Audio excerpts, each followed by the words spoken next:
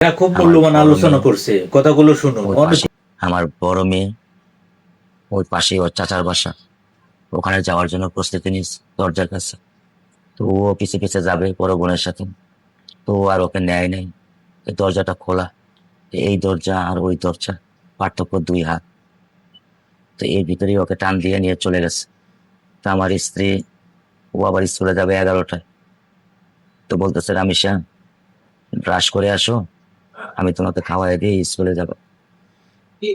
এর মধ্যে রামিসার কোনো শব্দ পায় না দেখে সেই পাশে আসছে। আয়সা দেখে রামিসা নাই, উপরে গেছে, নিচে গেছে, নিচে গেছে, ওখানে গেছে। নিচে গ্যারেজে আবার বিড়াল বাচ্চা থাকে, ও বিড়াল খুব পছন্দ করে, আপনাদের মতামত অবশ্যই ওখানেও কমেন্ট নাই। করে জানাবেন, আর ভিডিওটা তখন ও বেশি আবার বেশি একটা শেয়ার চিৎকারের করবেন। শব্দ শুনছে।